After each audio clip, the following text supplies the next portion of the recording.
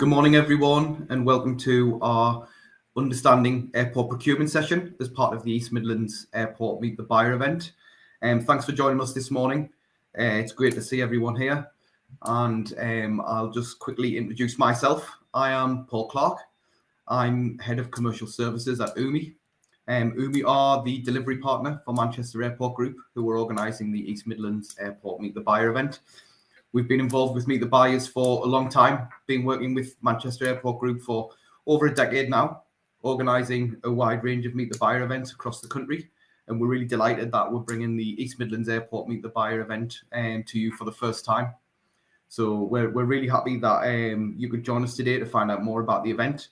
We're going to hear from some of the team of Manchester Airport Group very shortly and find out about how the airport is dealing with procurement, find a bit more about the airport in general and their operations, and we'll have a little chat about how Meet the Buyers works as well. So to get started, I'm going to give a little bit of an overview about Meet the Buyers, how it works, what to expect, and some kind of hints and tips for best practice. So I'm going to quickly go over to my slide deck and we'll get started.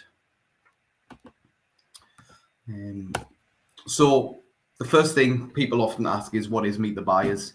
Well, Meet the Buyers is a fantastic event. It gives local SMEs an opportunity to connect directly with major buyers in the area.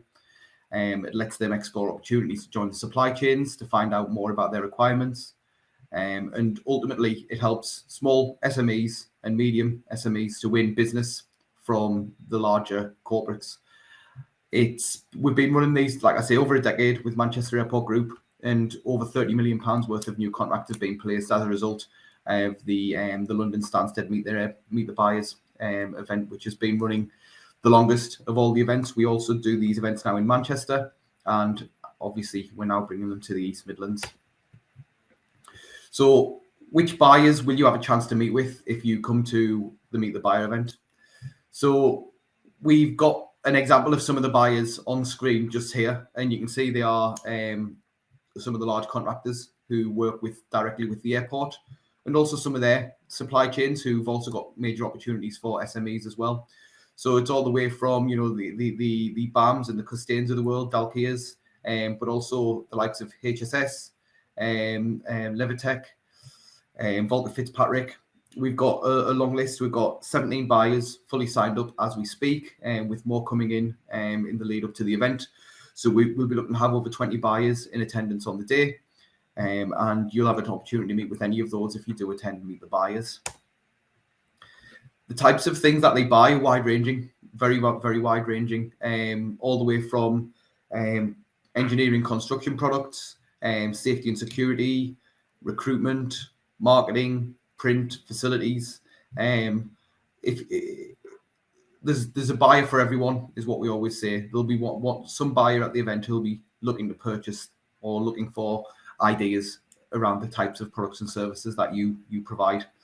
It's a great opportunity to come along and really let these large local businesses know that you're there, that you've got innovative, you've got cost effective, and you've got brilliant options and opportunities to provide their supply chain with products and services. It works, we often say, in the reverse of a traditional exhibition. So a traditional exhibition, you would see yourself maybe take an exhibition stand and pay probably a large sum for an exhibition stand, and you will really just be hoping and praying that the right buyer comes to your stand at some point during the day. It's a little bit of, it's a large risk and chance that you're going to meet the right people. So we flip that on its head, and we've tried to make it a lot more structured and give a bit more guarantee in that you will meet with the right buyers. So the way we do it is the buyers are on the stands, and you will come to the event to meet with those buyers. The buyers have diaries which are filled with appointments, and the appointments last 10 minutes. So their days scheduled up into lots of 10-minute appointments. You'll be able to review the requirements that those buyers have, and from those requirements, you can see which of those buyers are matched to what you supply. You will have a chance to select the buyers that you want to meet with, and from there, you'll receive appointments to tell you you can meet with buyer A at 10 a.m. and you will turn up at 10 a.m. You'll have that chat, you'll have that conversation, and it just guarantees that you're going to get the face-to-face time with the buyers that you want. So it takes out that element of risk, and it really gives you structured, pre-approved, and pre-checked appointments with buyers, so that you know your appointments are going to be with the right person, you know when it's going to be, and you know that it's going to happen. We always try to encourage you to make the most of your meetings, because it is a unique opportunity. It's not like going to a networking event and you're going to bump into someone and you've got to think on your feet. You've got a chance to prepare, and we really do say you should prepare. Research the buyers, learn about them, learn about the organization, maybe learn a bit about the history of the individual that you're going to meet. You can find out through LinkedIn where they've been, what they've done. Practice your intro. Can you really give a good elevator pitch, as we often call it? Can you describe your business in 30 to 60 seconds? You only have a 10-minute meeting, so you need to be succinct. And if you can't describe what you do in 30 to 60 seconds, then it's going to really eat into the time that you've got. Listen to the buyers. Try to understand what they need. Try to understand their needs. Don't spend your whole 10 minutes talking to them. You need to ask questions and listen to their answers and understand if what you're offering can satisfy the gaps in their supply chain. Is it something new? Is it something innovative? Is it something cost effective? Find out what their motivations are. Try and agree some follow-up actions before the meeting ends. That might be as simple as you're going to email them and get their email address from them. It might be a follow-up meeting, a coffee, a telephone call, but try and get some follow-up action agreed before the end of the meeting. Immediately after your meeting, send a LinkedIn connection request. You can do it very quickly, and it means that when that buyer gets back to the office, they're going to see the LinkedIn request there. They're going to remember who you are. They're going to think that you've been proactive. And we also say, make sure you keep your promises. If you do say you're going to email them, send them an email. If you don't send the email in the timeframes that you said, it's not going to look good for you. So please make the most of all of your meetings, because it's a unique opportunity to get in front with buyers and really have a chance to sell to them. So the last thing you want to do is waste that opportunity, because it'll be 12 months before you get the next chance. Make the most of the day. We do a lot of things to help you make the most of your day. We've got an event app which you can download on the day, and you'll receive an email with all the instructions on how to download it and how to log into your personalized agenda.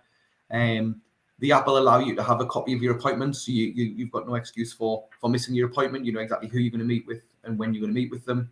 It'll have an agenda for the day, because there will be more than just the meetings happening on the day. There'll be an opportunity to take in seminars and workshops. There's a networking and meeting hub, which allows you to connect with other suppliers. Collaboration is important, and there may be opportunities out there that you can't bid for on your own. But if you're working with another local company, maybe you can put a stronger bid in. And it has a notes section, so you can make notes on all of your appointments and all of your meetings and everyone that you meet with, and you can download those notes after. So make sure you attend one of the seminars. We'll also have exhibitors at the event. Make sure you speak to the exhibitors and network with everyone else. Make the most of the day. You've got some fantastic meeting opportunities with the buyers, but you can be with us for the whole day. We'll provide you with teas and coffees and snacks. We'll provide you with lunch.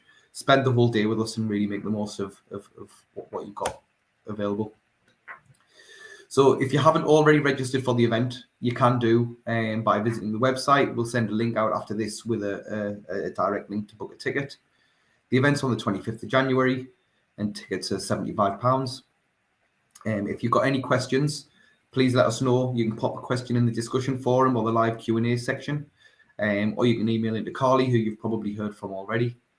But we really encourage you to make the most of Meet the Buyers, and the content which is going to follow on from me today will hopefully allow you to be even more prepared than you possibly could be without today's session. So that's it from me, but you will see me pop up from time to time throughout the rest of this session.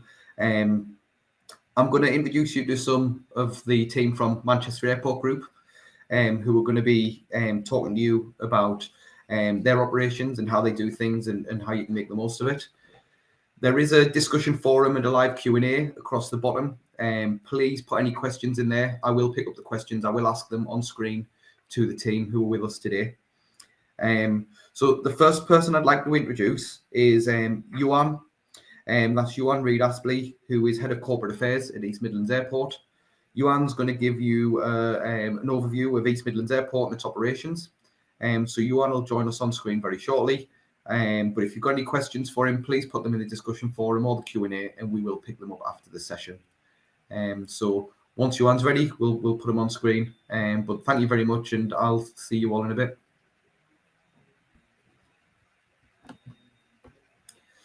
I'm Reid Aspley, Head of Corporate Affairs at East Midlands Airport, and in that role I sit as part of the airport's leadership team. So I'm going to just talk to you a little bit about the airport, some of which you may know, some of which may come as a bit of a surprise to you. So if you are a user of the airport, you might be familiar with its passenger operation. We serve, at the moment, this year, we're looking to serve about 4 million passengers who primarily fly to Europe and North Africa on our short-haul airlines. The biggest operators here are Ryanair, Jet2 and TUI. Prior to the pandemic, we were serving just under 5 million passengers a year, and we are at about 92% of where we were pre-COVID levels in terms of our passenger growth coming out of the pandemic. The airlines between them serve about 60 odd different destinations, and as I said, it's mostly short haul, and we serve a catchment area of majority of the East Midlands, but slightly further afield as well. And our passengers are telling us that they are traveling from further than perhaps we thought they would, because they want to access the easy and straightforward operation that East Midlands provides. And that's one of the benefits of being a slightly smaller passenger airport, is that passengers can get through very quickly through security. There are very few queues. The more compact nature of the airport really appeals to slightly older people and families as well, who can, want that ease of access and to be able to get from the car parks to the terminal very easily. And once they're in the terminal, get through security and get through to the other side, to the restaurants and to the retail, where they can relax before boarding their flight. So we're very proud of the operation here. It's been performing very well in the last couple of years. And I'll come on to talk a little bit more about the investment we're making in that service. The other part of the business, though, is the role of East Midlands Airport as the home to the largest dedicated air cargo operation. And by dedicated, I mean passengers, aircraft that carry no passengers but just cargo. So as the home to big integrated businesses like DHL, who have their fourth largest airside hub in the world here, UPS, who have their second largest hub in Europe here, FedEx and Royal Mail, East Midlands Airport is one of the most important airports in the UK for facilitating trade between the UK and countries all over the world. And thanks to that integrated network of the likes of DHL and UPS, within one stop, this airport facilitates trade with over 180 countries and some of the world's largest city economies. And the beneficiaries, the main beneficiaries of that operation, are the advanced manufacturers who have a cluster in the East Midlands, who need to get their goods to their customers overseas and to key markets very, very quickly. And the express nature of this operation means that if you manufacture something in the East Midlands and need to export it or import it into the UK, it can be done so very, very quickly. And the express, the cargo operation is an express cargo operation which serves that time critical performance very well. The fact that our airport is located right in the heart of the UK, a 4-hour drive time by truck to 90% of the England and Wales population, means this airport is very well situated to serve much of the UK when it comes to facilitating freight and trade. We are the busiest airport at night in the UK, and one of very few airports that can operate 24 hours a day, and we can take most aircraft in throughout the day and through the night, which helps with that the movement of goods in and out of the UK. I've spoken a little bit about the passenger operation there and the cargo operation too, but I will talk a little bit about the investment. And we've just announced actually the fact that we have invested or are investing over the next 5 years 150 million pounds, and that will benefit both the passenger side of the operation and also the cargo operation. Many airports are going through a process at the moment of upgrading their security facilities in line with the government's rollout of future security. And over the next couple of years, passengers flying through UK airports will have a much better experience in security as new security equipment is introduced, which means that passengers won't have to take as much out their hand luggage, can take more liquid through, etc. But with that responsibility comes the investment of new security and scanning equipment. And at East Midlands, that means we are having to expand our security hall to fit that new security equipment in. That work has already started. So if you are flying through this airport this year, you will see hoarding up. You will see work starting on expanding our security hall. And that will make that experience far more pleasant in advance of the new security lanes coming into action next year. Furthermore, we are investing heavily in our passenger facilities with new restrooms, upgrading the retail and restaurants, and so that will just really enhance that whole passenger experience. Behind the scenes and things that passengers won't see but will benefit from will be changes to and investment in air traffic control and upgrading that technology, which will improve the on-time departure of both passenger and cargo aircraft. There's a lot of work happening out on the airfield as well to improve the taxiways and the aprons. And then other projects that are likely to come down the line in the not too distant future will be improvements to the rapid drop-off area at the front of the airport, which is an area we needs addressing, and with that some layout changes to the parking outside the front in response to the expansion of the security hall. As we look forward, we expect our passenger numbers to be almost back to where they were pre-COVID this coming summer. We're seeing a lot of investment from the passenger airlines too, as they bring in more aircraft, and what are known as the based airlines, such as Ryanair and Jet2 and TUI. So they are the airlines that have aircraft that are based at East Midlands Airport all the time, are adding to those fleets. So we are almost full, actually, when it comes to based aircraft. So we're at capacity for those coming into this summer, which is great news. That means there are more seats on sale for passengers. The cargo operation continues to go from strength to strength, and we're working with the operators here as they look at their investment plans going forward. And we are working with them to ensure that the investment we make helps them grow their operations here, which will benefit the region going forward. One other area I'd like to just touch on very briefly is our role within regional growth. All airports are big drivers of economic activity in the regions they serve, and East Midlands is not alone in that.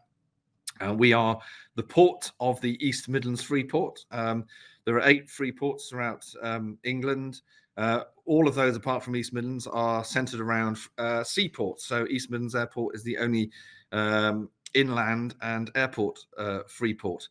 Those little squares I've shaded on there are areas that are ripe for redevelopment as part of the free port. So there are 2 elements to a free port. There are tax sites and there are customs zones. The airport is part of a tax site.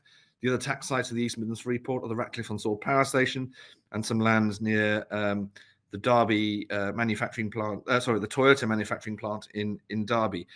And so over the next few years, we hope to attract more investment into the airport that will complement the activity that's happening already around there. The free port is estimated to create thousands of jobs in this region and is a key plank of the government's rebalancing of the regional economies agenda too. So there's a lot of work happening in the region. So it's a very exciting time for the airport because we're at the heart of a lot of the regional growth and also a lot of investment going into the airport, which will improve it for all those people who use it and rely on this airport for their onward international travel. I hope that gives you a succinct summary of the airport and what's in store for it. If you do have any questions, please don't hesitate to put those in the chat. Thank you. Thank you very much, Johan. That was great. It was really interesting to hear about the expansion plans and the investment plan.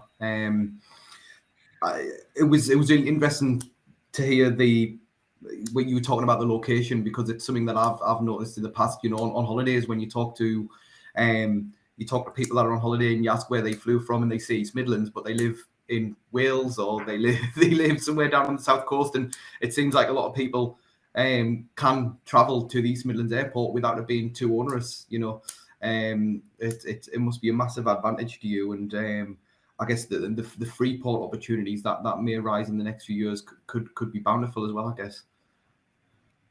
Yeah, and on both of those, I mean, what we're finding is actually we, as an airport group, we did some research at all of our airports at Manchester, Stansted, and East Midlands to look at what is driving people's decisions when they're making a choice about where they fly from. And what was very clear from East Midlands is that we've got a very defined catchment area, which is primarily, the counties of Derbyshire, Leicestershire, and Nottinghamshire, parts of South Yorkshire, a bit of Northamptonshire, a bit of the West Midlands as well. Our catchment area expands to about a 90-minute drive from here. But that, if you're driving an hour and a half from East Midlands, that was also putting you within, very close proximity to a lot of other airports. So people in this region have no shortage of choice from which airport they travel from. So in the past, whereby they were, probably going on Skyscanner or talking to their travel agent, and wherever they get the best deal, they're prepared to travel to that airport if it means traveling a bit further.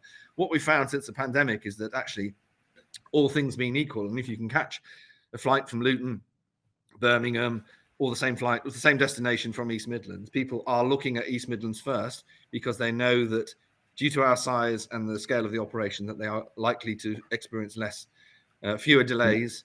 And then get through security very quickly, which is obviously a very important part of their, the beginnings and the ends of their people's travel. So there are advantages being right in the centre of the country. The freight operation is obviously a particular beneficiary of that. There are challenges to that too, as well, that it does bring us directly into competition with a number of airports not too far from here. So we have to work very hard to try and attract the airlines, put on the routes, and passenger demand is a key part of that. Yeah, we just had a question from Ken Brown in the chat, who was asking how many staff work at the airport. How many? You must be one of the largest employers. Yeah, well, that's quite interesting, actually. If you look at the entire airport site, and because of the likes of DHL and UPS here, plus a whole number of other businesses, about 90 businesses across the whole airport site. That includes hospitality, like hotels as well. There are about 9,000 people who work across the entire site. Of that, though, the number of people who work directly for the airport is actually quite small. It's about 700 people that we directly employ. And then there are obviously agents who, ground handling agents and others who provide staff here as well. So the airport site is a major employment site, and actually one of the largest in this part of northwest Leicestershire. And then just around the edge of the airport, there's a big development site, the East Midlands Gateway, which is home to Segro's major development there, and some big sheds there with Amazon there and other big e-commerce operators, and there are 6,000 or 7,000 people work there. So within this area of Leicestershire, there are probably something like 15,000, 16,000 people, all kind of involved in the movement of goods or the movement of people and transport and logistics. So it's a major centre for employment. Yeah, and I guess you can draw a lot of correlations there between the supply chain as well, because it just goes to show, 9,000 staff, only 700 employed by the airport. It's the same when you're looking at the supply chains within the airport as well. You don't have to deliver a contract directly for the airport. There's so many opportunities coming from the airport being there that people can access through all of the other organizations that are on patch. And that's what we try to do at Meet the Buyers as well. That's why we're bringing in all those tier 1 and tier 2 contractors to the airport, because they've got numerous opportunities themselves. No, you're absolutely right, and that point I made earlier about airports being sort of catalysts for economic growth in their area, and there's no better example of that, of what this airport is doing in the area, and that's why the airport has been part of a successful free port bid. It's why we are working very closely with this year. An East Midlands mayor will be elected for the first time. And so it brings a sort of central point of focus to the region in terms of developing economic strategies for the whole region. We're working very closely with the team behind that to ensure that transport plans and economic growth plans are all aligned to maximize the benefits of that, which is great for, as you say, the whole supply chain, whether they're advanced manufacturers who are looking to move their goods, whether you are working hospitality or whatever it may be. So the massive opportunities coming our way. Excellent. Thank you for that, Johan. It's really interesting. And if anyone's got any questions about the airport, I'm sure they can drop us a line and we can get some questions over to you. But thank you very much. Thanks for joining us today. Pleasure. Thank you for having me.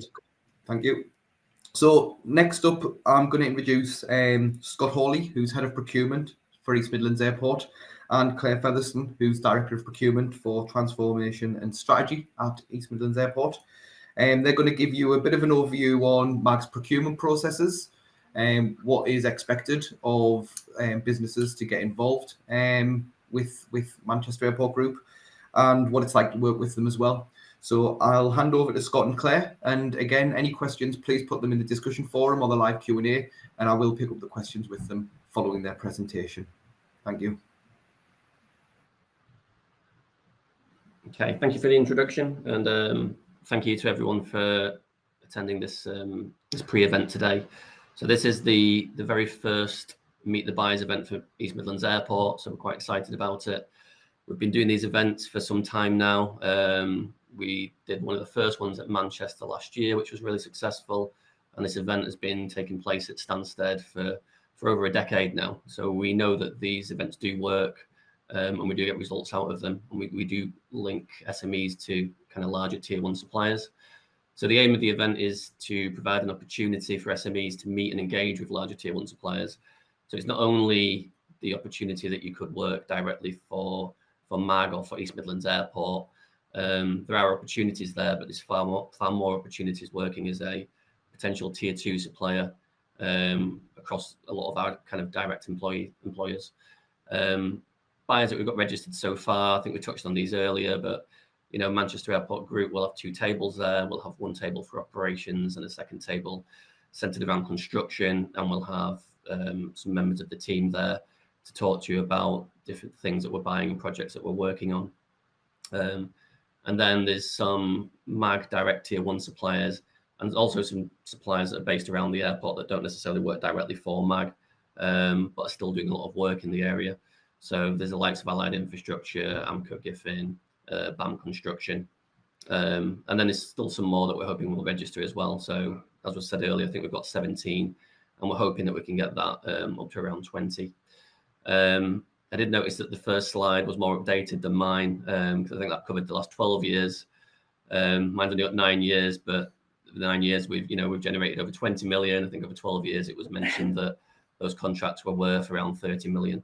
So understanding procurement at MAG. So MAG has a significant spend on goods, services and works. Over the last 12 months, it totaled around £640 million. 154 million of that was purely on construction, and in general we do tend to spend about 100 million a year on capital works, and that's an ongoing program of either relifing buildings, refurbishments, or additional infrastructure, and then that leaves the other 486 million, which was split between goods and services. And at East Midlands directly, there's around 250 suppliers that we're using at the moment, so there's quite a large supplier pool there. MAG as a business is regulated under utilities contract regulations. So any tender that we have, which is over a certain threshold, we're bound to tender that under a regulated process. So it means that in practice, we kind of have 3 main routes to market that we follow. The first route is using a service called Find a Tender, which is a government controlled kind of procurement function. So we advertise our goods, works and services on that website, and there's a link to it on that slide. So you can see, and it's not only MAG, this site's used for any kind of public or utility body. So there's plenty of opportunities on there. If you're not familiar with it, it's definitely worth having a look. You'll find works from kind of all over the UK, and a lot around East Midlands region as well. So for MAG Centrally or East Midlands, you will find a lot of our tenders and notices on that website. The second route is that we do use framework agreements. We tend to procure and put frameworks in place with large organizations to cover kind of complex or long-term requirements. And then we do also have a preferred supplier list. Now, that preferred supplier list isn't publicly available, but suppliers that work for the airports do get put on there. So it's kind of making yourself known to us, known to MAG. And then when we do have requirements come out, we can then contact you. And if you're successful in winning the competition, it's likely that you may then become a preferred supplier and we can put you on that list. And then the third route is using a service called Crown Commercial. This is a government procurement arm. So they have a number of frameworks that they tender on behalf of the government and utilities, and it gives us a route to award contracts through Crown Commercial Services. So again, it's worth having a look if you're not familiar with Crown Commercial Services, what they do, because again, there's lots of opportunities on there for suppliers to register and become part of their frameworks. Once you're on one of their frameworks, any public organisation or utility can procure services from you. So they're definitely worth looking at if you're not familiar with them. And then if you want to know more about doing business with MAG, there's a link at the bottom of that slide to a page on our website which tells you more about MAG and how it works. Just move on to the next slide, please. So things to consider if you were thinking of working for MAG, either a tier 1 supplier or tier 2. There's a number of things that you need to consider, which add additional cost and complexities and a little bit of administration. One of them being is airport passes. So your staff would be required to hold landside and or airside passes, and there's a process to obtain them, which can be a little bit cumbersome, and it can take a month or two to get through that process. A lot of it is around the disclosure and barring service, or having DBS checks carried out for your staff. And there's also a small fee which will be picked up by the supplier, so they would need to be built into your proposals. There's also a permit to works process, which basically covers health and safety. But again, there's a little bit of administration on that that's required for working at the airports. There's a possibility that you may need airside driving and vehicle passes. So again, it's just another thing to consider. And then obviously there's insurances, and the insurances depend on the type of work that you're doing and the risk. But we do require all of our suppliers to hold a certain level of insurance, which would be made known to you at the time that you participate in a tender or a request for proposal. Next slide, please. So another thing I'd just like to touch on is the MAG Supplier Code of Conduct. All suppliers are required to kind of read this code. Again, it's publicly available, and there's a link to the website at the bottom if you'd like to have a look at it. So the supplier code sets out MAG's expectations of ourselves and of everybody that works with us. We expect supplier performance and standards of behaviours to be in line with this supplier code and any contract obligations that you have with regards to whatever work you've been assigned to. And then MAG expects our suppliers to act in a manner that upholds our reputation, whether in delivering goods, services or works on the behalf of MAG. So the purpose of the supplier code is to formally communicate these requirements and expectations. And again, if you're interested, it's probably worth having a look at that if you'd like to become a direct supplier. The next slide, please.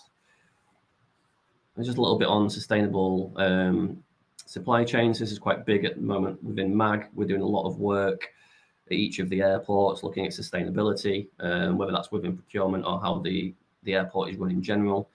You may have seen at Stansted that we've recently started building a solar farm, which is near the airport. At East Midlands, they have a small wind farm. And then we're looking at opportunities kind of across the group for environmental schemes, efficiencies, kind of what we can do better. So if there's any suppliers that kind of in that area, it will be good to engage with us. And if there's any opportunities or things that we've not considered, we'd definitely like to know about that. So if you are in that area, it'd be good to speak to you. So we understand that creating and maintaining a sustainable supply chain enables us to maximize business opportunities. So MAG's position is that we recognize that our future growth depends on the sustainability of our business, and we're focused on the efforts to continually improve our supply chain and develop innovative ways to exceed expectations. And what this means is we value our ability to support long-term regional economic growth for our supply chain and our capacity to lead the way in delivering growth. Next slide, please. And I just wanted to touch on, because this came up previously in one of the other slides that we did. So tier 2 opportunities at MAG. So obviously, a lot of the contracts that MAG procure are with quite large organisations, and that's generally due to the size, complexity, and cost of the works and services that MAG requires. A lot of them require either large financial backing or large resource pools, which are not available to all companies, especially SMEs. Now, it definitely doesn't forbid SMEs from participating. But what it does do is it opens up lots of opportunities at the tier 2 point.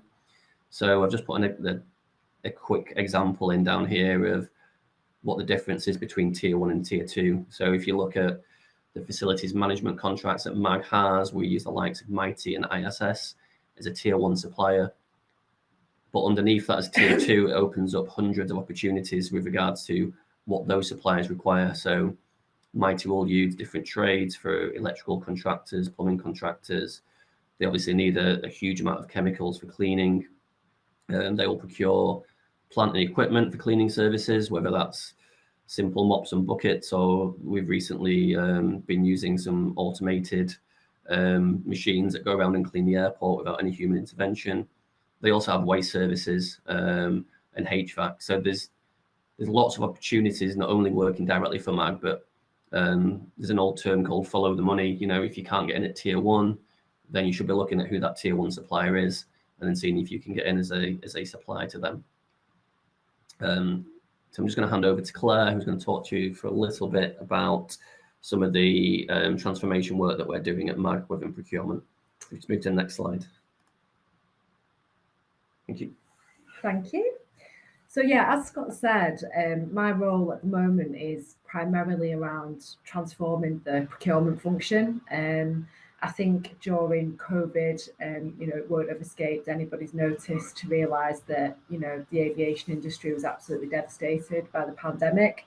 It's really great, that we've got this strong recovery story. Everything that Johan touched on before and Scott's talked about is really linked to growth and sustainable growth, which is, absolutely fantastic, given where we were a couple of years ago. But I think one of the things that the pandemic allowed us to do was to really examine how we built our business-to-business relationships and really question ourselves in terms of, are we getting the most out of our supply chain? Are we getting the most out of our commercial partners? How can we improve? How can we be a better client? How can we become easier to do business with? And I've been on a bit of a mission since then to make that happen. And that has involved some quite significant changes so far, both within the procurement team and other changes that we're going to be rolling out across the business. So that's around capability and the organising of the team more into categories. Like Scott alluded to, the range and the variety of what we buy in MAG is really incomparable to other industries that I've worked in. So the procurement team here are buying anything from it's broadly termed goods, works and services, but that could be very specific pieces of technology. It could be washroom facilities, it could be a car park, it could be stationery and office supplies, business travel. So we've got an enormous variety of goods, works and services that make up our cost base. And these require a level of subject matter expertise that we are building within the category teams, just to make sure that we can try to better manage what is becoming a really challenging external environment. And I know that'll resonate with a lot of you. We totally understand that we're in an environment where the costs seem to be increasing. We've got serious utilities risks that we're managing through building resilience with renewable sources, like Scott mentioned. But all of these things, probably an election this year, all of these things impact our business. And what the procurement transformation project is about it's about how do we try to better manage our cost, risk, supply in that challenging external environment. So We've recognised we need to change. Touched on utilities contracts regulations. I think sometimes they might appear to be a bit of a barrier to organisations in terms of doing business with us. Actually, they're designed to do the opposite. So they should actually be increasing competition into our supply chains and into our airports. So there's things that we need to do as a procurement team to make sure that we are, making it much easier to do business with MAG. And this slide that's on the screen is just a one-pager of that project. But I believe we do have a video that we can show, which rather embarrassingly stars yours truly. So if we can move to the video, that'll perhaps give people a bit more of a flavour around what we expect from our suppliers as we move through our facilitation of doing business, reducing transactions, and like Scott said, the real core importance of sustainability for us as a business.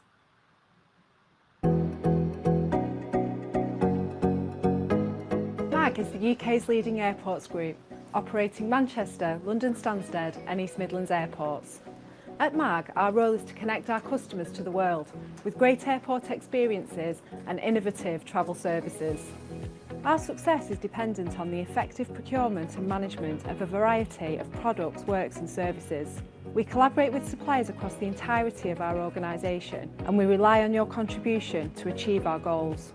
Together, we are working towards a brighter, more sustainable future and achieving our target of net zero emissions by 2038. We want to make it easier for you, our suppliers, to do business with MAG by streamlining and simplifying how we work together. So we needed an ambitious business transformation programme to optimise how we work with you. By leveraging technology, we will create efficiencies across buying and invoicing, as well as helping us to proactively improve supply relationships and mitigate risk. The deployment of new and enhanced SAP Ariba capability will deliver a step change in how we manage our supply chain interactions across the procurement lifecycle. This will greatly improve how our procurement team partner with you. MAG are extending its SAP Ariba platform to enable us to manage all procurement processes, interactions and information in one place.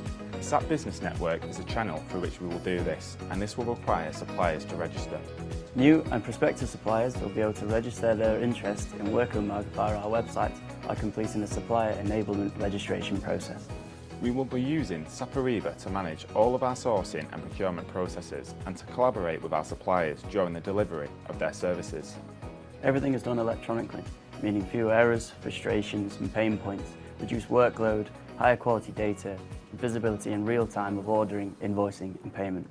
Once registered on the Ariba network and actively using SAP Ariba, suppliers will be able to discover new business opportunities, participate in competitive processes, including regulated procurement activities, exchange transactional data, including purchase orders and invoices, monitor the payment status of invoices and receive notifications, communicate directly with MAG Procurement electronically, manage supplier-owned data, digitise documentation required to support an efficient business-to-business relationship, for example, certifications, insurances and contracts. The sustainability performance of our supply chain is critical in our journey to becoming a more responsible business. We have partnered with EcoVadis so that we can work collaboratively with our preferred suppliers to deliver ethical and sustainable procurement and achieve our wider corporate, social and responsibility goals. EcoVadis assess and support a broad range of sustainability performance across environmental, labour and human rights, ethics and sustainable procurement via tailored questionnaires for every business that are customized by industry, size and country. Your organization will be asked to upload relevant data relating to your sustainability practices.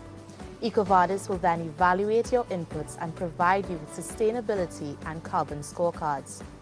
You will be given scores across 4 teams as well as guidance on strengths and improvement areas. All current and prospective suppliers will now need to register on the SAP Ariba platform to be able to carry out any procurement activity with MAG. Suppliers may already be registered and work with other clients in this way.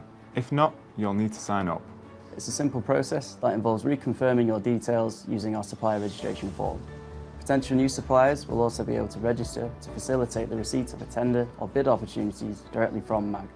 All preferred suppliers will need to onboard onto the EcoVadis platform. We will help guide you through the sequence of registration, onboarding and activation activities. We will connect with you at suitable touchpoints throughout the onboarding journey to check in, listen and help wherever we can. We want you to be integral to what we're doing in working towards a more sustainable future. Our success is dependent on your contribution. We look forward to enhancing relationships with our key supply chain partners and fostering relationships with new suppliers.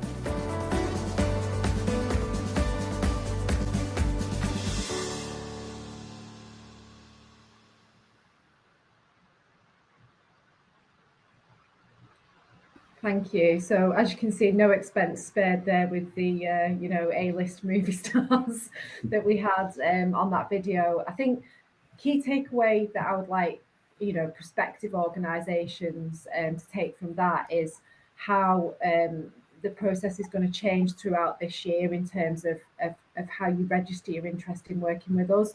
So Scott described earlier, we have a MAG Airports website at the minute.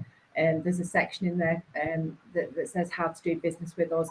That section of our website is going to be changing in the summer of this year to allow prospective suppliers to formally register their interest in the areas that they believe that they're able to supply MAG.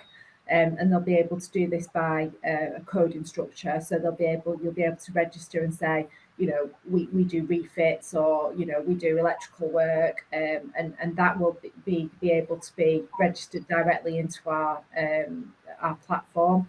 The video really was created for existing suppliers, because what we're doing at the moment is we're trying to get our existing supply chain to move across onto these platforms. For some of the benefits that hopefully came across in the video, we're really interested in reducing the transactional workload on our suppliers, especially those suppliers that have to bill us potentially hundreds of times a year. And we also really want to build a sustainable supply chain baseline by using EcoVadis as a partner. Now, don't want any of that to put anybody off, working with the airport. It's, really is designed to make things easier, and also to provide us with opportunities so that we can start to leverage some of the opportunities that exist in our supply chain with regards to, for example, sustainability. At the moment, we don't have a formal way of capturing those, or a formal way of, executing those opportunities. So this year for us is really about refreshing and renewing our approach to managing our suppliers, and that's all the way through from initial requirement through to end of life and disposal. So that's just a bit more information on the programme that we're working on as a function this year.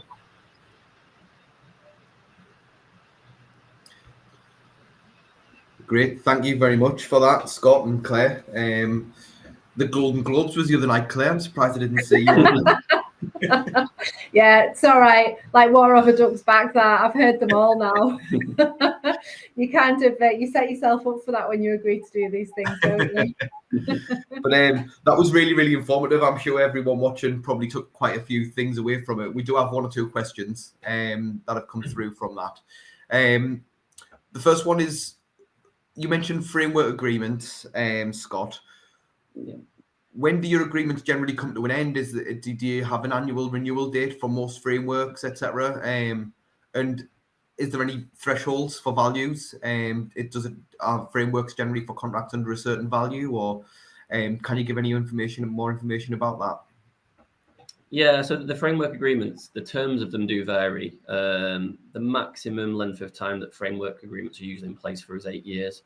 What we tend to do is we will award them for either a 3-year or 5-year term, and then we'll do a review after that period to see if that supply is performing, or if the requirements have changed and do we need to go back out to market for something different.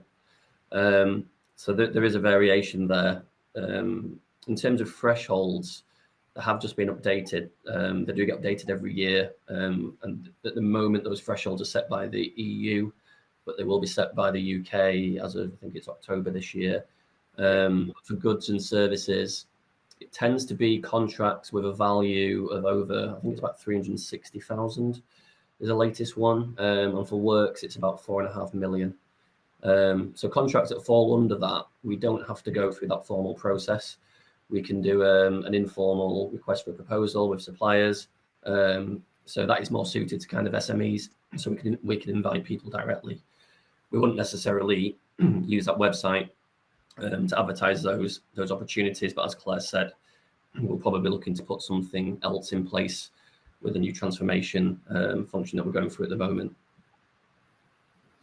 And I know you mentioned follow the money, Scott, which is it's a phrase that a bid writing consultant we used to work with a while ago used to love that phrase, follow the money. Do you publish contract notices when someone wins a contract so that businesses can quite easily follow the money? They can see who you've awarded, and then they can maybe check if those businesses have awarded contracts and kind of follow that paper trail down. Do you publish contract award notices and things like that? Yeah, we do. So there are ways to register. So the service find a tender. There are other portals that you can use, and they will allow you to track different awards. So every time an award, so basically at the end of the process, what we have to do is we issue a contract award notice. So that tells you which supplier we've awarded to, and it also has other information around the length of the contract and the services that are included. So you will see that contract award notice. They are publicly available. But you can register with other services that will allow you to track contract award notices. So, for example, I think you could track any contract award notice that's issued in kind of the Northwest, and then you will get probably daily updates around those contract award notices. So, you not just for the airport, you can track any public supplier that's awarded a contract to see what that service is and who they've awarded it to.